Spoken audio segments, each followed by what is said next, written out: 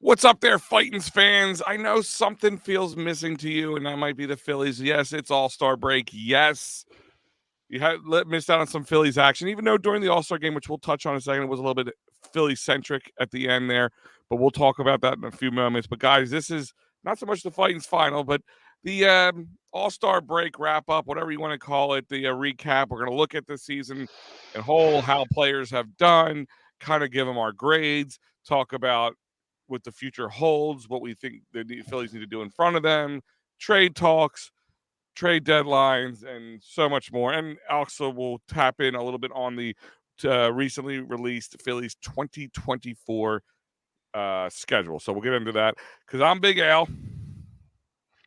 I'm Pat Bernard. Yeah, and I'm Matty B. What's going on, everybody?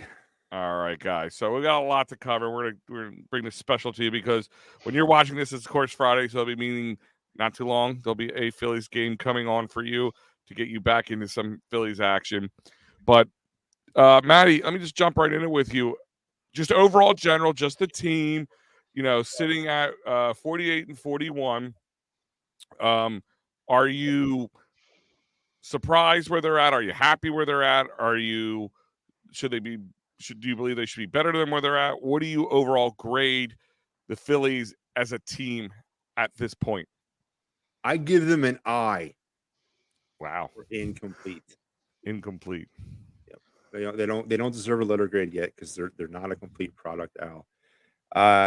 41 or 48 and 41, which is interesting though because they finished the actual first half of the season at what was it, 43 and 38, which was exactly the same mark they finished the 2022 first half. But yet we've made some significant upgrades in the offseason, Trey Turner being one of them. And yet we finish at the same spot. Now, of course, there's other things going on with this team, but the same issues that kind of bogged the Phillies down in 2022 are still bogging them down in 2023. So I'm giving them an I. Okay, Pat.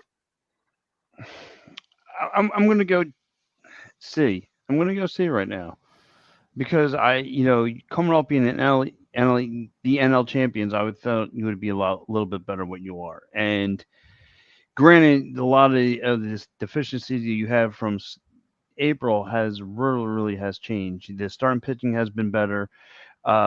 Nick Castellanos having a surprising good year has been first half has been really good. Bryson Stott, no one saw the year that he's had, but there's still lingering issues. The inconsistency bats that are there from time to time. You're 2-4 against divisional opponents. Kyle Schwarber still lingering in strikeout ratios. It is me and Matty B often talked about this last year, and this is again we're back to this lingering issue. The fielding has been up and down, so I gotta give it a C for where it's at. So I would have to give it a C minus for the grade that they deserve. I'm probably gonna go B minus, and the reason is they probably would have been a C if they didn't have the turnaround that they did. Because I just want to remind everybody, a month ago, or a little bit more than a month ago, like 5 weeks ago, this team was like 10 games, 8 to 10 games under 500, and now they're 7 games over 500, which is not easy to do, especially when you have the Braves in front of you who have continued to win when you win and win when you lose. Miami in front of you that kind of kept stride with the most part. San Fran chasing you, Milwaukee chasing you. So the fact that you can, because right now, just the difference between being 7 games and 500 right now, 7 games over 5 and 500 is a big difference. So, ask the Padres who are coming into town this weekend what that's like. So that's my point is like, if they didn't have this resurgence, if they didn't look like they got kind of back to their winning ways, it would have been a solid C minus. But I'm gonna give them a B minus right now because I know they can be better, and I know they and maybe Matt, like you were saying, like they struggled last year, same struggles, some new faces. Is it just the Phillies? Is it just this thing that little bit of a little? Is it this what we're gonna get used to? I don't know, but ultimately B minus will be my grade for your Phightins right now. Of course, because they're still in it, and it's going to be one hell of a wild ride for the next 3 weeks. Absolutely. And to piggyback your guys' point, but I mean, like I said, this is why I give him a C because here we are again last year chasing a bogus wild card spot. So, All you know, right, can we start with this bogus wild card spot? It's not bogus. It's there. Yeah, It's true. there to Okay. win. I'm just saying it's there to win. Like it's like I don't know if you guys ever ran track. I ran track and threw shot put a lot. Like you had 5th place, 6th place, 7th place. Like it's not like I was oh look at me, I'm 5th place, yay! But I still got it. I'm still in 5th place. You know what I mean? Like whatever it was, like it's there. And it's the rules, and it allows you to do what you can do. You know, and if you could take advantage of it, yes. If for last year, if it wasn't for 2 major rule changes and adding that last wild card no, but spot and adding that DH, this would have been a completely different Phillies team. But that's all. It's just like when they added the DH. You know, we all were on the fence what it would be like, but we got used to it and we're fine with it. But you had to change your game for it. no. No, and the point I'm making is we're not chasing the division; we're chasing a wild card spot. So, I mean, I figured, like I say, you went to the you were the NL champions. I figured you'd be more of a race of chasing this division more than you're sweating, you can't sleep at night because we don't know between this Giants and the Brewers. It's going to be, like you said, neck and neck. So it's going to be getting right down to the end. So I would be, like I The said, that's National why. League the National League race is much closer this year than it was last year. Oh There's yeah, not for like sure. because it was like 2-3 teams and then there was a bit of a drop. You got 5 or 6 teams and then there's a bit of a drop. So it's it's going to make that much more interesting than it was last year. But if you guys remember, we didn't get into that wild card spot until like the last few games before the end of the season. So it is what it is. But this is the way baseball's made. So all right, we talked about the Phillies. We talked about the team as a whole. I want to get into the team individually, the players individually. But real quick, before we do that, I want to remind you that this is brought to you by phillysportstrips.com. Guys, if you were looking to go to that Pittsburgh trip at the end of July, well, you waited just a little bit too long. It has sold out. That's right. Every spot has been taken up. I've been telling you guys, do not wait. Do not hesitate. Go to phillysportstrips.com and get on. Jump on. You will not be sorry. The next trip going for a Phillies trip is the ultimate San Diego trip to Petco Park, September 2nd to the 6th. Go on there, get your money on there, get yourself, you and your buddies, whoever, your wife, your friends, whoever, sign up, go to phillysportstrips.com, tell them EOP sent you. So, as I said, we're going to go into individual. I'm going to go through some of the stat lines real quick with you. I'm not going to read them all off, but I'm going to tell you where they're at. Let's start with the newest acquisition of your Philadelphia Phillies, Trey Turner. He's batting at 247 right now. He's got 10 homers, 32 RBIs, 23 walks, 95 strikeouts, and 19 stolen bases. Again, Pat, I'll start with you on this one. Trey Turner, give me your grade. Is he, and we don't even have to go ABC. Or is he what you expected? Is he less than what you expected? Is he more than what you expected? Disappointing. Okay. I just thought he was going to come here and be an instant upgrade. I thought he'd definitely be an instant upgrade from Segura playing in that role, and it's been a struggle to watch him at the plate. It's been, the strikeouts, the pitching, some of the pitching that he takes, and swinging outside, whether it's inside the sinker or him chasing that outside zone pitch. It's confusing to see him at, he does make contact, from time to time. But it's like I said, it's been a huge struggle watching him at that plate. And look, it's bad when your mom's got to text you and say you suck. So that's all I'm just going to leave it right there. Matty B. So I remember watching in a cold late winter, early spring Saturday night, sitting in this house, and I'm watching the World Baseball Classic, and I'm watching Trey Turner knocking the absolute crap out of the ball down there in Miami, and I'm thinking, man, this is it.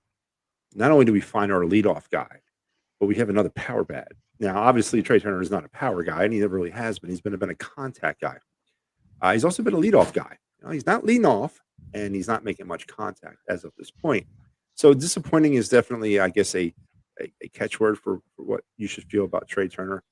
I still don't regret it. I still think it was a great move, and I still think it will pay off dividends eventually. But right now, you can't be but a little concerned. Not only that he's not making contact, consistent contact slash hitting like what he does, but he really doesn't have a home in the lineup yet, and he keeps getting bounced around. And I'm sure we're going to touch on that whole nonsense. But are the Phillies doing enough for Trey Turner? Maybe is the question that I would like to ask. Yeah, I think disappointing is a good way to put it. And yes, I agree with you, Matt. I remember watching the World Baseball Classic, and maybe because the guys that were on the other teams weren't all of them weren't pro-ready pitchers, so made a guy look better than he was. I don't know what, or not than he would normally be at that time. But I agree with you. I mean, I think kind of a la Nick Castellanos from last year. I hopefully it doesn't take the whole year for him to get himself straight, but maybe the second half we'll see a turnaround. But yeah, underwhelming is a good way to put it. I would have thought more of him. Maybe it is a little bit on the skip or on the Phillies for not using him in the right setting at this point, or making it hard for him to get comfortable moving him around. There is some things to be said about that, but you would think about a veteran at this point, you could put him almost anywhere in the lineup and he'd be ready to hit. But some guys aren't always like that. So yeah, I think disappointing or underwhelming. What was that? We got a couple of those guys on this team apparently Sure. need to hit at a certain spot in the lineup where they can't hit at all. So we're gonna get to him in a moment. But the next one is the guy I just brought up to you, Nick Castellanos. Batting a 301, 97 strikeouts, 24 walks, 55 RBIs, 13 home runs, 26 doubles. How about that, guys? 26 doubles, whopping 104 hits already, 51 runs scored. So, I mean, I'll start with this one. I told you so. I told you guys so. I told everybody so. But no, I mean, Nick Castellanos is definitely what we thought we were going to get. Unfortunately, it took a year for him to get there, time to settle in and get used to in Philly mentally as well as physically. But yeah, I mean, this is what we signed up for. This is the Nicky Bats that we all signed up for, and I'm going to say, A plus. Batting a 301 at the All-Star break, not an easy thing to do. Yeah, no, listen, I'm going to jump on that. I agree. I remember going off the air last year, and one of the wish lists were, we need Nick to be Nick. We need that 2021 Cincinnati Red Nick Castellanos, not the 2022 Phillies version.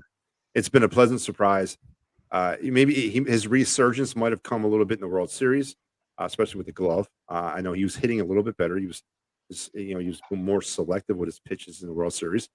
But this season has been a larger sample size of that, and it's been an awesome thing to see. But there's a couple questions about Nick that I have. Where does Nick Castellanos fit into all this when Bryce Harper returns to right field?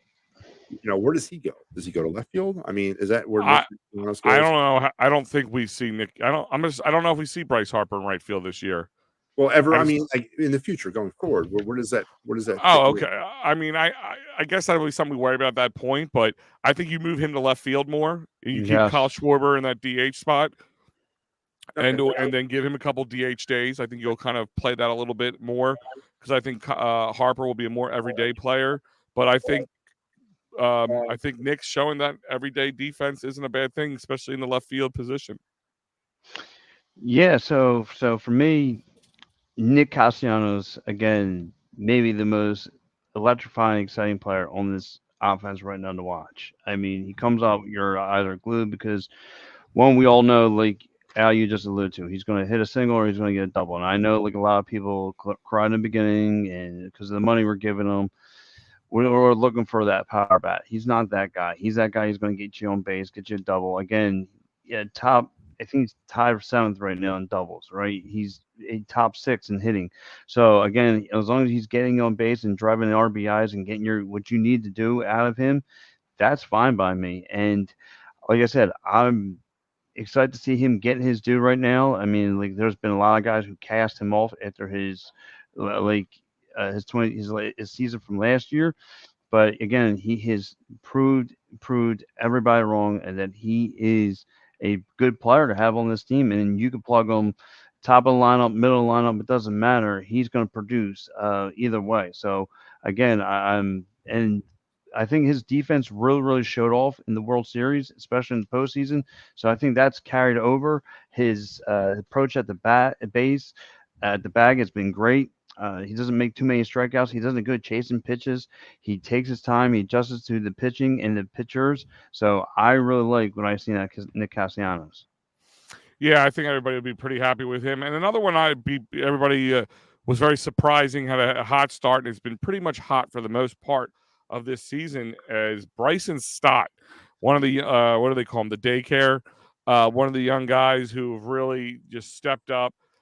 He's got 100 hits also. Going to an All-Star break, which is not again not an easy feat, especially for a guy his age. 33 RBIs, 18 walks, only 57 strikeouts, 16 stolen base, and has a matching 301 average to Nick Castellanos. I'll take this one as well. I mean, I thought highly of Bryson Stott. I thought he's always going to be really good at defense and maybe a good 6, 7, 8 hitter. But he is definitely just moving his way up to maybe you're going to have a problem picking who's leading off at one point in the Phillies' future with Bryson Stott. Yeah, and listen, Bryson Stott again. I'll speak for myself. He shocked me. I didn't see this year coming out of him again. He had that 17, 18 game hitting streak. He's breaking records. Again, another guy, you could plug him anywhere you want. Most of the beginning part of the season, he was your leadoff guy. He was producing for you. He was coming up big for you. So again, he's having an absolutely great season. We hopefully can carry over to the future of him and move forward from there. So again, 100 hits, 15 doubles, two triples. I mean, this guy has just been on point this year. So yeah, another shine spot in the Phillies lineup, like what I'm saying. Yeah, absolutely. The 57 strikeouts that you alluded to, it's after 332 at bats. It's absolutely amazing that he's not striking out, that he's making contact with the ball as much as he is. But we had this on the final the other night when somebody tried to bring up the Chase Utley comparisons. Can we stop doing that? I mean, I'm not gonna. Yeah, this early on in somebody's career, you're just setting the bar. I mean, it happens everywhere. It happens in football. It happens in baseball, basketball, and all the time. Listen, like they just look for these comparisons just because the guy has the same position or the same work ethic doesn't make him the next. Well, in the same aspect, listen, if you're already comparing him to Chase Utley, I feel pretty damn good. You know what I'm saying?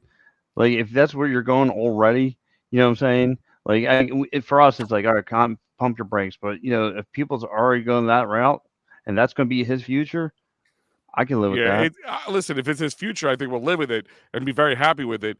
But it's a loose comparison at this point in his career. Oh yeah. But like I said, guys, the game they're going to start back today. They're going to be back. The Phillies baseball are going to be back to the end of September, early October, and you need to get your good tickets. I go to Sherry'sTickets.com, family owned and operated since 1946. If you want Phillies tickets, fine. Concert tickets, theater tickets, you name it, they got it. No hidden fees. You're not going to get bamboozled at checkout. 10% off by using that promo code EOP10. So no hidden fees and additional 10% off EOP10 promo code. Go to Sherry'sTickets.com. Guys, next one up on here is, I know you get mixed reviews on this guy because it's either you live with him for who he is or he annoys you at all, but the all ends of the earth. Is Mr. Kyle Schwarber. He's a fan favorite by a lovable character, but he's batting a hefty 184. No stolen bases, 117 strikeouts, 55 walks, 49 RBIs, 22 home runs, 11 doubles, 61 hits, and 52 runs. Guys, are you on that train? It's Kyle for what Kyle is. Like, we just accept him for who he is, and that's it. Like, love him for his flaws and his strengths. Maddie, I'll send this to Maddie first. Okay. Lead off with that, man. Yeah. Yeah. Lovable character. I mean, what is this? Daytimes? We running a TV show here. Just going with what I know. He provides absolutely nothing in the lineup. He provides nothing. except a home run every now and again, and that's great. He's got some power, but you can't bat anywhere but leadoff. He's already come out and said that, or Rob Thompson's come out and said that. Not so many words, but it's pretty evident. I don't know really what Kyle Schwarber's doing for this team. If I was running the show there, he would be a number one trade chip. It would clear up the outfield situation. It was also clear up the DH pitcher a little bit for us, and we maybe get an arm or two back or something. But I'm just having a hard time these days wrapping my head around what Kyle Schwarber does for the Philadelphia Phillies. And I'm going to piggyback off that one. Matt, I'm going to pretty much everything you said, except for the only thing he provides is walks. He's fourth in walks. I get all that, but I mean, that's like he's like your simple, basic Jeopardy: home runs, walks, strikeouts. And you pick the category, and that's all he knows. I mean, he leads the league again in strikeouts. He is a major, major issue in your again. That's your leadoff man. Great, he feels comfortable. But what's he leading off? Leading off a strikeout. Oh my, you're down 1-0 already in the lineup. So again, this is why many of these teams have already shipped him out of here, and now I'm starting to understand why. Okay, and I've heard the Bill Furman's, and he's ready to cast this guy out now, and I can completely understand. He needs to be on the trade block now, and like you said, it would clear up your issue in the left field and DH and your leadoff. You can find yourself a leadoff man with anybody else besides him. I get it. This is where he's comfortable. He's clogging up your leadoff man. He'll clog up your fourth spot and wherever else you decide to put him. If you need to get him to get his head together, please. Me and Mike have alluded to this on the PM and the AM show. Put him in seventh or eighth. He needs to get his head clear. If not, give him some iron pig time anywhere but in this lineup right now. If you're fighting for a playoff spot, and that guy's going to cost you an automatic out. It's not what you need right now. You need somebody who's going to get you contact, and this is who we rely on a power bat. It's him and Harper, and those two guys are not really. Harper's a metal block. I know we'll touch on him later, but with Kyle Schwarber, it's just not there anymore, and I don't get it. So yeah, I'm already out on him. I'm going to push back a little bit on this one, guys. I don't think he's a useless, get rid of him kind of guy like some people are sounding like. It is not unheard of, and this isn't anything new, that power bat guys have lower batting percent. Like now, not under sub 200. No, I know, I get that, but I mean, he's on pace to hitting almost 50 home runs. We know what he can be like in the postseason. We've seen him. He has postseason success in the past. The lineup, the top of the lineup clog is what it is, and I've said it before. That only accounts for it once a game, unless your team is just getting struck out or is not getting on base at all throughout the whole game. But I mean, Kyle does bring a little more than just what his batting average would show you. His on base percentage for a guy batting a 184 is kind of funny to look at because it doesn't match up at all. But I'm not going to sit here and say he's the worst. If you're going to trade Kyle Schwarber, you have to be worthwhile. And plus, with his contract, I don't think would be very easy at all. We're not the only ones seeing and nobody might want to put him in their leadoff spot. Mm-hmm. So again, Kyle Schwarber did in the leadoff spot lead us to a World Series last year. So there's got to be a little something to it. Is his defense a liability? I'm very bad. That is the question here. That remains the question. Is his defense a liability? Yes. And again, is it his fault that Bryce Harper has clogged up the DH role, knowing going into it that was never the plan for him from the get? So I can't blame him totally for that. But I mean, listen, I expect more of Kyle Schwarber. I'm not going to sit here and make excuses for Kyle Schwarber for the parts that are down. But yes, at times his defense has been a liability, and I think that's where they're hoping to work with Pache and maybe make a change in the by the deadline.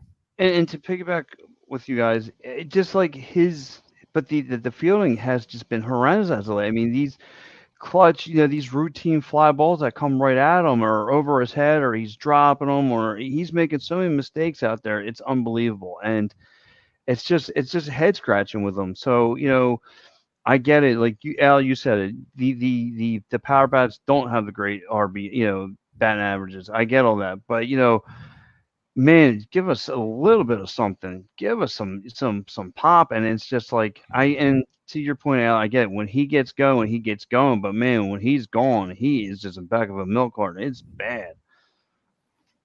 I agree. Like, listen, I find him frustrating as much as the next person, but at the same time, I'm not out on him like other people are. I'm not ready to sell him for a bag of balls. I could there be an upgrade for left field where you have a better hit, a better maybe not as much as a power bat, but a better more contact hitter and a better defensive. Yeah, you can definitely upgrade in defense there, but at the same time, if you had Kyle Schwarber um, in your DH spot like it was supposed to, more you would probably not be as complaining about this as much. Just my thoughts. Next one is another one of the young Phillies, Mr. Alec Bohm, batting at Yes. 280 right now. 3 stolen bases, 53 strikeouts, 19 walks, 57 RBIs, 9 home runs, and 15 doubles with on top of 81 hits and 37 runs. Matty B, where you put Alec Bohm at right now? So Alec Bohm was one of those players that I was ready to ride out of here last year and just be done with. You and the rest of Phillies nation. But the I bleep and hate this place seems to be the rally cry for Alec Bohm, his resurrection of his career, because since that moment, he's been nothing but just amazing. I mean, I'm not gonna. His defense has improved. It's improved so much that they're switching him. Now he's not even like he's third base, but maybe tonight you're first base, so he's able to kind of handle that uncertainty. As a defensive player. You don't really talk too much about his defense that much. I mean, he's still making the errors, but nothing like he used to. And he's getting the hits. He's starting to round into the form of a type of player that Jason Worth-esque, maybe not without a little less power, but definitely shaping and putting himself in a position as the future of this organization. It's amazing where his resurgence has come from, and without him, we would not be anywhere where we are right now. Yeah, I'm gonna jump on that and I'm gonna just agree with you, Matty B. There's not much more I could add to that. That yes, ever since that moment, and you know what the funny thing is, everybody kind of jumped on him about that moment. I want one person who's either listening or on this panel right now tell me that you were in the middle of your job one day and you said you bleep and hate this place. I said it 6 times today, so let's just get that under. That's why I wasn't so upset about it. Like some people are like, oh, get him out of here. I'm like, you're telling me it's not hard. It's not hard to play in Philly. Get out of here. But yeah, I'm just gonna just straight out agree with you, Matty B. Yeah. So for me, again, the guy comes in the last year saying, I hate this place. Again, he had a rough beginning, but again, one of the major reasons you went to the postseason last year, one of the major reasons you're in the battle for where you're at this year. Again, everyone's paying attention to the Castellanos and Bryson Stotts as you should. But this guy here has been your workhorse. Again, last year when Bryson Harper went down, this guy steps up. He has been a terrific player. And for him to adapt from third base and first base in a blink of an eye with no problem, it is kind of hard to do, but he has managed to do it. And he's doing a phenomenal job all around. So, yes, I like what Alec Bohm is doing. Again, when he comes up big with a nice power bat, he does. And again, another one. Loves hitting small balls, singles, doubles. You name this guy, checks all the boxes for me. Keep him for a long time. Next one, Mr. JT Realmuto, the best catcher in baseball. He's batting 249, 10 stolen bases, 76 strikeouts, 19 walks, 34 RBIs, 10 home runs, 20 doubles, 5 triples with 71 hits and 37 runs. I'll start off with JT in this one. I think JT is one of the best catchers in baseball, especially defensively. Offensively, he definitely can go through some cold streaks. So I would expect a little bit more, but this is kind of what happened last year with him. That second half of the year was JT time, and everybody was mad for signing him in the beginning of the season.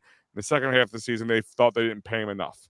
So I am going to go. I'm not worried about it, but I would like to see a little bit more from Mr. Realmuto from the plate. I'm going to totally agree with you. I think obviously we all know about him gunning people down from home to second, no problems asked. Again, the way he played defense, the way he does an awesome job. Like you said, very inconsistent at the plate. There's games though he does bail this Phillies team out when a lot of guys are not hitting. He's the one who does come through. Again, there's been a couple games this year where he's come through for the Phils and made some big time pops. Again, hitting home runs, getting the doubles, everything we signed up for. But like you said, Al, the only thing I do need from him is the work consistency at the plate.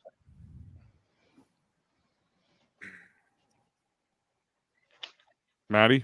Oh, yeah, I'm sorry. My turn. Anything to add on there to Mr. Remuto, like JT Realmuto, like how are your overall feelings with him so far this year? It's not so much JT, it's the position. I made my feelings very known last year when they traded away Logan O'Hoppe that I thought that was the wrong thing to do.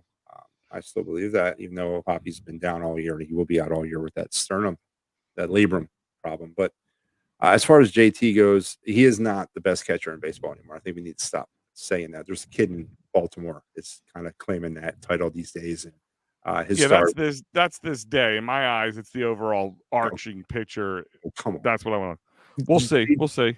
JT's on his way down, and then this kid's on his way up. But maybe they'll pass each other here soon. But hit for the cycle. That's cool. It's always also cool to see. And JT can use all fields when JT is on. He doesn't get, he's stayed out of the long-term slumps. I mean, he had one coming start the season, but he's pretty much kind of stayed out of that since then. And he kind of did that last year. He slumped throughout the first half, but then he really turned it on in the second half, but then slumped again at the end. And that's just it with JT with his bat. It's a consistency issue with him, and you don't know what version of JT you're going to get. And I know it's a common theme with a lot of these players on this team is I mean, that's the word of the year is inconsistency. So JT fits the mold there, but defensively, there's nobody more than I would not want to have is him right now. He's maybe one of the best, if the best defensive catcher in baseball. But I need more from his bat, as you said. I need a lot more. I need a lot more consistency from his bat, and it doesn't have to be home runs. I don't care. Just use the fields, man. But yeah, I mean, is he worth what we spent on him? Is he worth the contract extension? What does our catcher position look like 3-4 years from now? Obviously, there's a questions that we're going to have to wait to hear from. But as of right now, could there be worse situations that we're in with catcher? Yeah. Could there be better situations? Yeah. He's just kind of like middle of the road for me right now. I'm going to say he's a little bit more than middle of the road, just from the defensive standpoint. Puts him up. A lot of catchers aren't offensive juggernauts in this league. You know what I mean? But purely from a defensive standpoint, he is one of the top catchers in baseball. He has to be top 3 easily. So right there alone, in my eyes, puts him there. Could his offense be better? Absolutely. But you don't go from top 3 to middle of the road just because your bat's not 100%. I mean, 249 for a catcher in the Major League Baseball isn't like the worst thing in the world because, like I said, catchers aren't well known for always hitting. Sometimes if you have a hitting catcher, it's just a plus in my eyes. And a guy with his speed, I think sometimes people look past certain things like that and take it for granted that we have that kind of athlete in our catcher. Our next one is Mr. Brandon Marsh. Came over in the trade last year, solidified defense in the center field position for us, but has definitely come on since from working with Kevin Long in the batting aspect of things, batting at 275. He's got 5 stolen bases, struck out 93 times. 28 walks, 34 RBIs, 7 home runs, 4 triples, 16 doubles, 71 hits, and 32 runs. Guys, I mean, is Brandon Marsh doing better than you expected in any which way? Is he doing what you expected him to, or is he a bit underwhelming? Matty B, I'll let you go with this one. All right, so we're gonna jump into the Brandon Marsh experiment. I think I don't think I can do that properly without addressing the piece that we lost. Do you guys remember his name? I think it started with an M, and they're Mickey looking at Moniak is not as good as Mickey Moniak. everybody's putting him out there. Okay, Mickey Sorry. Moniak is playing for the Anaheim Angels right now. Now, of course, there's a lot to be said about that whole change of scenery thing. And I'm not saying that he was going to do this here. But we mentioned we were jumping all over Kyle Schwarber for his defense. Well, Brandon Marsh's defense is not that far off right now. I mean, he's an adventure out in center field. Is he a long-term answer in center field? Center field was one of the positions of need that this team had last year, and Brandon Marsh was sent or brought here to fill that need. Is that can you see Brandon Marsh filling that need over the next 5-6 years? Because we got him for cheap over the next 6 years, and he was under team control. So these are questions that I don't think right now that I can honestly sit here and tell you that Brandon Marsh is the answer that I'm looking for. I think he's underwhelming, honestly. I'm going to tend to agree with you, Matt, and here's why. You were spot on with your statement. His defense has been a little bit suspect. And we've begged for him to be an everyday player, but then you see why he's not an everyday player, if that makes sense. Because there's times at the plate, again, we don't really pay too much attention again because he's only been at the 7th and 8th spot. So again, so if he strikes out on and he goes 0 for 3, and like most nights he goes, we don't pay attention because we pay attention to that upper, the top 4 guy. So, and Nick Castellanos so far, and Bryson Stott. So again, if he strikes out, okay, but if he plays well, we give him that extra. That's an extra bone our way. So, to me, and with you, like I said, I'm not like an even seesaw with the guy. I'm kind of feeling even keel where he could be playing better. His defense could definitely be a lot better, and yeah, he needs to start. Again, there's times where he goes through the slumps, but it's being kind of overlooked. Listen, baseball, the slumps happen every day. It's the ones who stay in the slumps for a long time or have struggled to get out of them at all. Those are the ones you worry about. Brandon Marsh was brought over here mainly for his defense to upgrade the defensive spot in center field when he came here because it was lacking. And Mickey Moniak had a chance to do that. Mickey Moniak failed at that chance here in Philly. Yeah, maybe you're right, Matty B. Maybe he did need a change of scenery. Maybe it's just what he's working with in Anaheim that makes it a little bit easier for him to shine. I don't know. Maybe because we don't expect a lot of him at him. But he wasn't going to happen here. I'm happy with the trade because he gave us exactly what he wants. And now that he's batting a 275 when a guy was brought over just for his defense, you can't complain about that. I'm happy. He's supposed to be. If my 7 guy, my 8 guy is batting 275, I'm a happy camper. Yeah, he's had a little bit defensive miscues as of lately, but this whole team has. Trey Turner has. There has been some defensive miscues across the board. And I don't know if it's just a little contagious bug that flew around the team at the same time it lasted for a few days. I'm not worried. One thing I do not worry about with him is his defense. But overall, from the bat, I think he has been a plus. Anything else, guys? And then listen, we're going to leave one more position player before we kind of run through the pitchers because I don't want to go through bench pieces here. We can talk about that a little bit during the trade talks and all that kind of stuff. But Bryce Harper, Mr. DH right now, supposedly, I guess we're going to be seeing tonight because tonight's Friday. We're going to be seeing. Is he going to be starting at first base this week or this Friday? Is he in the lineup as Mr. First Baseman, you guys think, before they release the lineup? I think they give it one more night. I think they'll give one more night. I think they'll let it slide tonight, but I think starting Saturday he'll get the first base nod. You think it's Saturday is when they give him the first? Okay, Maddie. I really don't care. I think it's a mistake. I honestly, I think it's a mistake. All right. Well, overall, I know, Matty, me and you've talked about this. I mean, he's batting a 290 since being back in May, coming back from Tommy John surgery and all that stuff. But he has not had the power that we've used to seeing. You can see his frustration at the bat. He hasn't hit a home run since late May. He has 5 stolen bases. He has 55 strikeouts. He has 28 walks, 23 RBIs. I mean, in all his struggles, he still at times is able to manufacture walks or steal a base where it is. I mean, he's still using his baseball brain. But overall, I mean, I know, Matt, you said you think they rushed him up too early, and you still don't think he should be up here playing right now at all. Is that correct? Matt, did you freeze? He might have froze.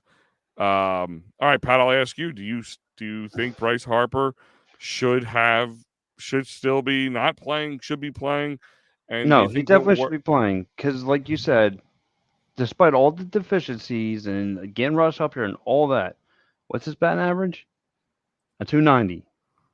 So he still has some pop in the lineup. He still can hit. He's still performing. He's still doing what you're asking to do. Is he not driving the long ball? Fine. I can live again. You're getting on base. He's getting on base. He's hitting. He's hitting doubles and singles. Again, I'm happy for what he's doing. And I know there's a mental block in his head where he has this MVP caliber, number in his brain, and that's why he does take a couple bad pitches and swings and things turn out for the worse. And you see him slamming his helmet in the dugout and all that stuff. But like you said, the guy's still averaging 2 hits a game at least. You know what I mean? He's still, again, he's helping this line out tremendously. Again, you want to talk about why you're here, why you're in this dogfight. Even a banged up Bryce Harper, he's still giving you a good dogfight. He's still helping you out. All right, let's jump down to the pitching. I'm gonna just Oh walk. man, I'm gonna go right to Zach Wheeler as your starting pitcher, your ace. Overall, I'm gonna say a little underwhelming. I mean, but even when he's bad, he's better than most. So I'm okay with Zach Wheeler right now. He's toting a 4.05 ERA over the whole year. Has tallied up 119 strikeouts. Only walked 22 guys. Only let up 8 home runs. Overall, I'm happy. I'm happy with what Zach Wheeler has done. Would I like a little bit more, but listen, pitchers, even how good they are, aces are not going to always go out and let up one run or less every game. It's just not going to always happen. But overall, Zach Wheeler is what I expect from Zach Wheeler. I wish I could be in the same canoe with you, Al. I'm gonna go a little underwhelming. He's out of all your pitchers here, the guys who get dinged up the most and what you rely on getting you out of trouble, he gets you dinged up. He gets in a lot of trouble. He's not what he's been all year. He's had a couple bright spots. Don't get me wrong. I'm not going to say his whole year, but um, for the most part, it's been ugly and it's been sloppy. Again, if I had a gray area on the team, Zach Wheeler would be it. Again, as bad as Nola is having a year, he's still performing at a high, you're still getting good games out of Nola. Ranger Suarez can get you out of trouble. Again, he gets a little dinged up, but again, I guess because I rely on Wheeler so much, and when I don't see him perform well, I can't have it. So no, I gotta say a little underwhelming. Okay. Real quick, guys, I remind you, we're almost done here. We're on the individual players. We're going to talk a little bit about the future and what's coming next. But Yes. real quick, I'll remind you guys, here is the lineup here at EOP, and you're looking, hey, Al, it's Friday. I missed a lot of that stuff. Well, don't worry. You can go on our YouTube page or Facebook page, watch it. You can go all our podcasts on wherever you get your podcast from. You can listen to it. If you missed it, don't worry. We have the availability for you to go back and get more. But don't worry, you got a lot coming up today. After today, you have the Sixers, Clippers post-game show. Tonight, you'll have the Steel Steps show and a Phightins Phinal for the first time since Sunday. So plenty of things going on here at EOP and plenty more to come. Um, Yes, Al. AOP is like the Spice Network, just tons of action. and less scrambled, and depending on how you look at it. Well, Aaron Nola, I guess would definitely. I don't think anybody's going to disagree with the fact that he, outside of the one game you had on the 4th of July, has been very underwhelming and just very inconsistent. He's batting. I mean, he's got an ERA of 4.39. He is struck out 120 pitchers. He has let up 30 walks, 21 home runs, 58 earned runs. 102 hits, and that's all pitched in 119 innings. So, I mean, he's just, the whole contract thing, and is he an ace? Is he not an ace? He's not an ace, and I'm okay with him not being an ace, but he could be a good 2 if he can get himself together and be more consistent. I am with you, Al. See, as I labeled in every one of my articles, anything I had to involve with Aaron Nola, the ultimate emotional roller coaster. If there's any player in Philadelphia sports right now, currently, this guy takes you on that emotional roller coaster because in one game he could be lights out, in the next game, what are we doing? What are we doing? You saw 4th of July, him going toe for toe with Zach Alflin, 12 Ks. That Sunday comes up. What are we doing? You're giving up soft cookies. You're overthinking all those play into his game. Like you said, I don't know if this contract extension is this contract thing is on the top of his mind. I don't know what's going on with him, but I just do know that he needs to play better. And like I said, I slightly have him better than Nola, but again, I mean Wheeler. But yeah, underwhelming has been Nola. So yes, You have Nola better than Wheeler? just by nose hair. Oh, And this is because, like I said, there's times where I see Nola getting himself in trouble. He'll pitch himself out of trouble, and there's like I said, believe it or not, to me, from my eyes, I thought he had a little bit better season than Nola and then no Wheeler. But again, gray spot on the team. I don't know. I don't think he's had as many blow up innings as Nola has. If you subtract like 1 inning from every game of Aaron Nola, he'd be like under a sub 2 ERA. Like that's the part that makes him difficult. But guys who have been very surprising, Ranger Suarez comes back from injury, struggles out of the gate, but You expect that. since late May and June, he has been one of the, if not the best pitcher in the organization. There's not much I can't say about him. He didn't have the last 2 starts, haven't been the crispest of his starts, but I'm not worried about him. He was a huge reason that we had the postseason that we had last year, and I think he'll be a huge plus in the postseason again this year. But I can't say enough great things about Ranger Suarez. He just continues to dazzle. Totally agree. Ranger Suarez, like you said, slow at the gate, what you expected coming off an injury. Again, shaking the rust off, gets himself back together, and he's been fine. His last outing wasn't the best. We all get, but that was Wheeler Nola as also. So again, you're playing against a tough Miami Marlins team who's known to hit. So again, you are playing, but other than that, he's been lights out, lights out. He shows up in big moments. He gets again another pitcher that knows how to get himself out of some wedgies. This guy knows how to do it. When bases loaded, he shuts it down. There's no problem. So again, I've been very, really happy with Ranger Suarez. The other one is Mr. Taiwan Walker, another guy who's been, especially since the late May, has been pretty much keeping stride with Ranger Suarez. Guys having batting sub 2 ERAs during that time.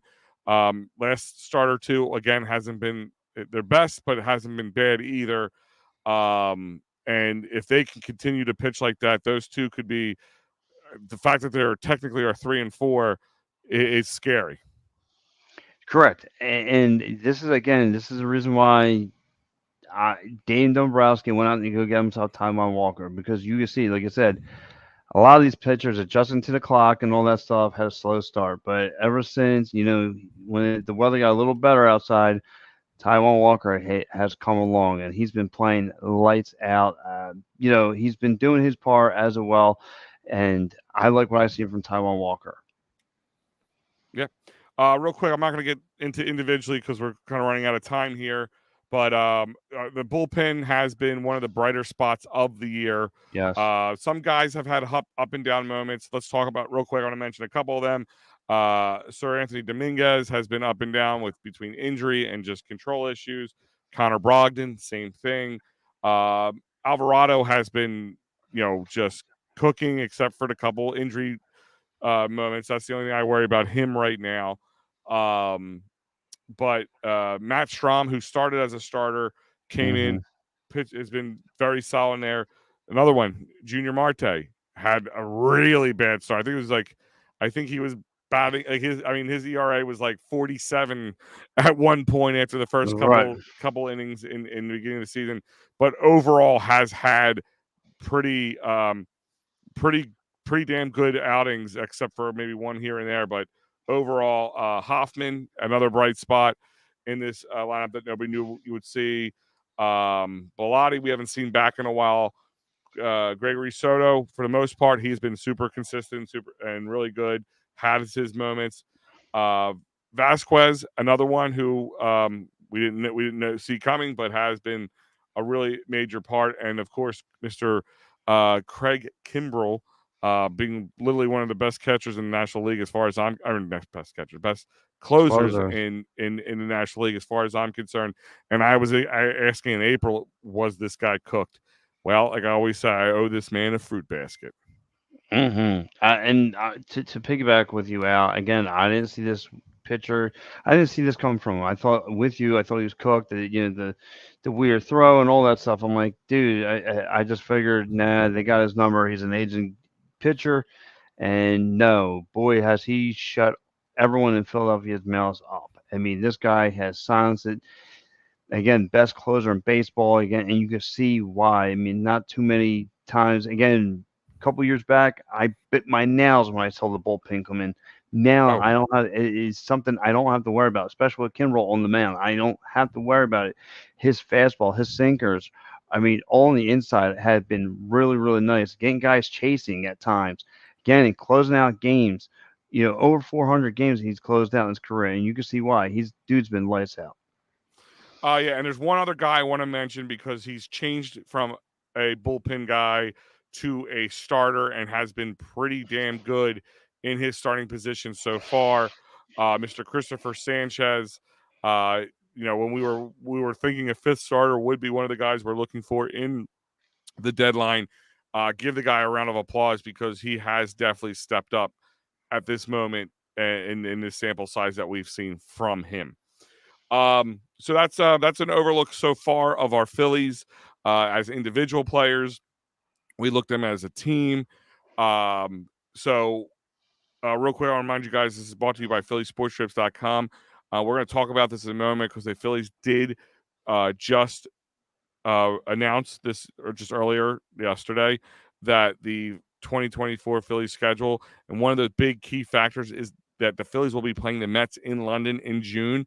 And if you want to go, you go to phillysportstrips.com and you get yourself signed up. They will make it possible for you to go out to London for that 2024 trip against the Mets. I think that'd just be amazing. I would love to go jump across the pond for that trip. Oh, So absolutely. head over to phillysportstrips.com. Let's see. So we talked, like I said, we talked about it. I'm just want to look at the standings real quick with the wild card standings. We did with that last game just by a half a game because San Fran played one more game than we did. They are, half a game above us, so they are in that third wild card spot right now. We are right below them, and it's tight. And right below, right below us is Milwaukee, and then San Diego, who's 6 games out of that spot, who we're going to be seeing tonight. That's going to be this is going to be more of an important series. This is not where okay, San Diego has struggled. They still have very good players on this team, and the Phillies have to play like that. They have to play you can't come out because you dropped those last couple games to the guys ahead of you in Miami.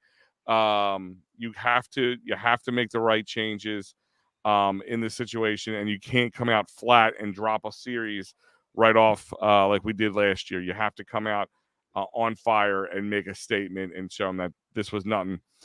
This is not just the beginning. This is the end for the rest of them. But as I mentioned, this was the All-Star break. We had a couple Phillies representatives in the All-Star game. Mr. Rob Thompson was the manager of the game, did a great job doing that. Nick Castellanos, he was integral in the scoring and allowing the NL to win the first time since 2012 in the All-Star game. And of course, Mr. we were just talked about him a few moments ago. Craig Kimbrell came out and sealed the deal for the National League team. Pat, let me ask you this. I mean, I'm not a big fan of All-Star games in general anymore. Maybe the skills challenge, and even then, it's not must-see TV for me. But I think baseball's still one of the top ones from a competitive game standpoint.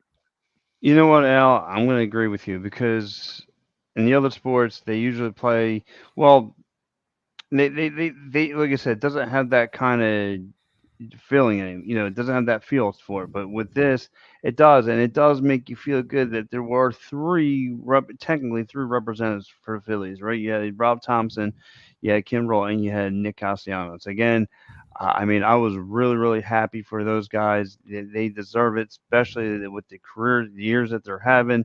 Rob Thompson, obviously taking this team from where it was at last year, all the way up to the NL, to the ML, to the World Series. Again, he definitely deserved being there, going against Dusty Baker. And then you had Nick Castellanos. Again, the guy's having a lights out season this year. You saw I put an article about the guy. Um, he's doing a phenomenal job. Craig Kimbrell is doing a phenomenal job. I mean, like I said, you and I kind of thought like this is going to be a popularity contest, and it really hasn't. I mean, these two guys from the team really, really deserve to go. I mean, if you were going to send Well, I one mean, more, it's it a would have it's a rest to stop. popularity contest to get on the team, but once the manager starts managing, I mean, he's going to work with the guys he knows. He's going to work everybody in, try to be fair, but he knows what Nick and Craig can do. So he's the best one to make that decision. So overall, the All Star game was a better product than I've seen in a while from many All Star games. Um, like I said, the Phillies were a half a game out of the third wild card spot, but they need to Yeah. do more because it was way too Well, tight for my taste. Because it's literally a 3.5 game. Really a 3.5 game swing between being uh, out of it and being on the top of it. So that shows you how well, tight this is. and now look, it's a three-team race. Here we are again. You know what I mean? But if for Phillies fans for the month of July, here I got some right out the chute here for your Brewers. Right, you got the Reds, the Phillies, the Braves, the Reds, and the Braves again. I mean, that's a gauntlet for the Brewers. So I'm hoping on paper they can run in some trouble road right there, and then San Fran's got the Pirates, the Reds, the Nats. The Nats you can't sleep on. Detroit for a game, and then you have the A's, and then Red Sox. So they got a little bit of a lighter schedule than we do. So again, like I said, but I feel with this Phillies team outside of the division, we're good everywhere else. We're really good on the road, as you've seen. Again, here we are complaining about two Marlins games that we lost to, but we forgot the 13 games that we just won on the road prior to that. So we know what this Phillies team is capable of. Okay, they went to the desert where they struggled in past time. They went into quicksand and got themselves right back out of it. I mean, this team is really, really good on the road. Like I said, I wish the record in the division could be a little bit better, but again, let things come around again, and let's go tick for tack here. So again, we're a half game out. We're sitting right behind Mr. Kapler and the San Francisco Giants, and let's go for this wild ride. Yeah, it's going to be a wild ride, and it's going to be a wild ride. Also because of the deadline is going to be fastly approaching, and we'll find out. I mean, we talked about it, touched on it a little bit, but we'll find out more. Coming soon, is Bryce Harper going to play first base? Is he going to be physically able to play first base, and does that help declog that lead that the DH spot and allow us to put guys like Kyle Schwarber in there versus the same guy every day, all day. So it'll be an interesting ride to see. The trade deadline will be interesting to see what Dombrowski does. Do they make a big splash? You don't have to give me names, Pat, but do you believe it's going to be a big splash, or they're just maybe make some pieces, bench pieces? It's weird because I feel like with the position that they're in, I think it's going to be a big piece. Now, let me ask you, Al, if you get one or the other, you want to get a fifth starter or do you want to get a bat right now? If you Bat, could get one, you would bat. go bat. The only reason is because Christopher Sanchez has really stepped up as a fifth starter so far. And when it comes to the postseason, it's more of a bat that's going to make a difference than a fifth starter. So, I don't want to go out and spend a ton of money on a fifth starter when you don't have to. I don't want or money or not money so much, but capital on a fifth starter. I would rather, if you could find one that maybe that's a little bit more consistent and you don't have to pay out the nose for it, I'd be happy to get both. But if I only had to pick one, I would go with the bat. All right. Well, you know how I feel. If you're going to go bat, you can go Mr. Goldschmidt. I know you and I have talked about this before. A little bit of an older player, but those numbers are still lingering good. I'm just saying. I mean, a 1-year rental, it's all about the cost to me. It Yes, really yes. is all about the cost. I mean, I really would hate to give up a guy like Abel or something, like a key prospect, just for a half a year rental. And actually, no, he actually has another year on his contract. Yeah, and then another aging guy. I mean, I'm not saying I wouldn't be happy if he came. I just don't know if that's the move. I mean, we've even heard rumors of Arenado as an option. What does that mean for Right. Alec Bohm? It means Alec Bohm might be out of here if they have to trade it for Arenado. But I think that's just a very, very, very much of a pipe dream. Yes, yes. But again, would I hate to move on from Alec Bohm, but for Arenado, the conversation is there to be had. Well, listen, that's that conversation we might have to have in November. So, Yeah. but for me, I feel like as good as Sanchez has been, I still feel like we need an arm in there. Really do because, like I said, the inconsistency of not just Sanchez, but all the Wheelers and the Nolas. Like I need to be for sure that I feel like another arm, a solid arm, could be a big help to this offense. I mean, I think. to Listen, I defense. think any position upgrade is a good thing, right? I mean, Right. it is. But I'm saying if you're going solely for a fifth starter, then no, because like I said, come the postseason, fifth starter is not an issue. I mean, he becomes useless at that point. You usually go 4-man rotation, unless he's Right. a good third. If you really are worried about Nola being inconsistent, and then you're going to kind of bump everybody up and look for a fourth starter, and you don't have to give up, the give up the farm for it. I wouldn't be against it, but if you're going to go out and you're going to make a splash, I would imagine it's going to be in the bat. Upgrade on the outfield defense, and it's going to be an upgrade definitely from the batting standpoint. Yeah. But that's bringing us to the end of the end of this show here. This is a special look back at the the All-Star break and the whole season leading up to it. And guys, they did release the 2024 season here schedule. This is what it looks like. We do start off at home this in 2024 against the Braves. Against a right now red hot Cincinnati Reds. A couple things that really just kind of pop out at you. It's the first time you're probably going to see Atlanta before the middle of May for the first time in a few years. Seeing the Pirates early on in the season at home is not something often you see. Usually it's around the 4th of July or later marker, the times you would see the Pirates. The first time you see the Mets is mid-May, and I want you to kind of take a look at that because it's a 4-game stretch with the Mets, but 2 of them in New York, 2 of them in Philly, and most likely it's because of the June 8th and 9th games in England. It's probably why they split it that way. Hey Al, Yeah. you see what I'm saying? Father's Day, Philly sports trips to Baltimore. Let's go.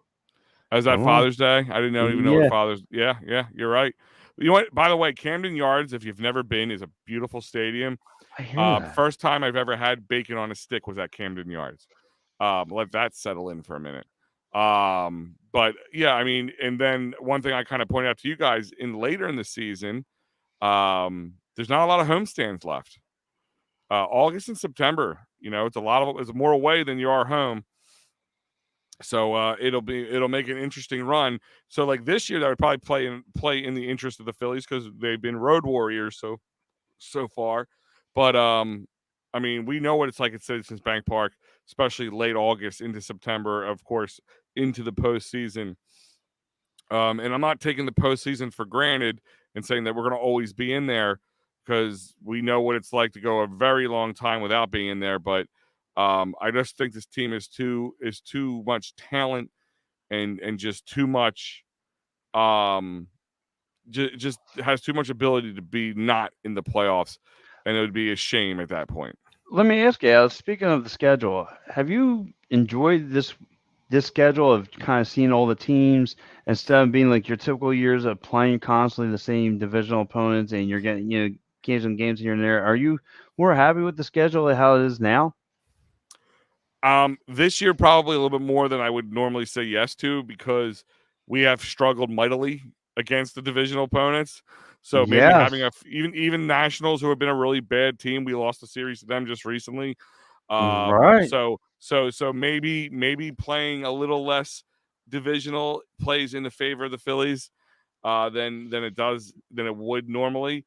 So it's interesting, Pat. I mean, it's a good point to be had. But I right now, as long as they're winning, I don't care where they're doing it. But I would love to see it more at the bank, of course. Of course. All right, guys. I want to thank you all for joining us today. My boy Pat here, Pat from Ambler, at Pat from Ambler on Twitter. As also Quick, you can see Al, him. What's that? bold prediction. Are they Oh yes. making it Oh or yeah. not? Into the playoffs? Yes. Yeah. It's not bold at all. I think they make the playoffs. I think they make the playoffs. I mean, I think they get closer to that top wild card spot than people think. I Really? mean, So now and that's bold and bulge. yeah. Well, Miami, I like Miami's been playing well. I can't say that they're better than us, so I can't say much. But I just feel like they can't sustain the way they play. So I feel like that's going to be a drop off. Arizona, San Fran is up and down. We've already played them, so we don't have to deal with them already. And Milwaukee, that whole division, that central division, is going to flip flop a lot. So it's going to be interesting to watch. But I don't think it's bold at all to say the Phillies will make the playoffs. But what position I say it's going to be closer to that top wild card spot.